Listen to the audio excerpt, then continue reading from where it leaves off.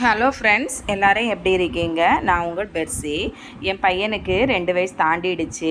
அங்கன்வாடி சேர்த்து விடலாம் அப்படின்னு சொல்லிட்டு அவங்களுக்கு ஃபோன் பண்ணி கேட்டால் அட்மிஷன் முடிஞ்சிடுச்சு, அடுத்த மாதம் வாங்க அப்படின்னு சொல்லிட்டு சொன்னாங்க. சரி, ஓகே, அடுத்த மாதம் அட்மிஷனுக்கு இப்போவே போய் கேட்டேன். அதுக்கு உங்கள் பையனை சேர்த்துக்க முடியாது, உங்கள் பையனை சேர்த்துக்கணுன்னா இங்கேண்டு ஒரு பிள்ளை வெளியில் போனால் தான் உங்கள் பையனை சேர்த்துக்க முடியும், இல்லைன்னா செப்டம்பர் மாதம் அந்த விஜயதசமி அந்த டைமில் சேர்த்துக்கலாம், அப்படின்னாலும் ஒரு பிள்ளை வெளியில் போனால் தான் உங்கள் பையனை சேர்த்துக்க முடியும் அப்படின்னு சொல்லிட்டாங்க. இத்தனை வருஷமாக நான் கேள்விப்பட்டதுன்னா 2 வயசு ஆனாலே அங்கன்வாடியில் குழந்தைங்கள கூட்டிகிட்டு வாங்க அப்படின்னு டீச்சர்ஸ் மாதிரிவா கூப்பிடுவாங்க. நான் என் பொண்ணு எல்லாம் 1.25 வயசுலேயே அங்கன்வாடியில் சேர்த்தேன்.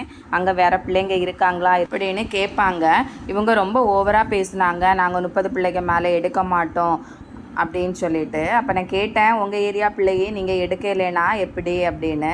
இதுதான் எங்கள் ரூல்ஸு அப்படின்னு சொன்னாங்க. சரி, ஓகே, நான் என் பிள்ளை எங்கே சேர்த்துக்கல அப்படின்னு சொல்லிட்டு நாங்கள் கிளம்பி வந்துட்டோம். அப்புறமா கூப்பிட்டாங்க, இல்லை நாங்கள் எங்கள் பிள்ளைய வேறு ஸ்கூல் சேர்த்துக்கிறோம் அப்படின்னு சொல்லிட்டு வந்துட்டோம். அப்புறம் பக்கத்தில் இன்னொரு அங்கன்வாடி இருந்து அங்கே போய் கேட்டோம். டீச்சர் இல்லாததுனால இன்றைக்கி போய் கேட்கணும். அவங்கள்ட்ட ஃபோன் பண்ணி கேட்டோம். ஓகே, கூட்டிகிட்டு வாங்க, நாங்கள் சேர்த்துக்கலாம் அப்படின்னு சொன்னாங்க. இன்றைக்கி அதனால் இந்த அங்கன்வாடி கூட்டிகிட்டு போக போகிறோம். அங்கன்வாடிக்கே இவ்வளவு ஆஃபரா அப்படின்னு தோணுது. என்ஜினியரிங் சீட்டெல்லாம் எவ்வளோ ஈஸியாக கிடைக்கிது, ஒரு அங்கன்வாடிக்கு சீட்டு கிடைக்க மாட்டேங்குது. உங்கள் பக்கத்தில் இருக்கிற அங்கன்வாடியிலெல்லாம் இப்படி சொல்கிறாங்களா அப்படின்னு சொல்லிட்டு கீழே கமெண்ட் பண்ணுங்கள். ஓகே, பாய். இன்னொரு விலாகில் உங்களை பார்க்கலாம்.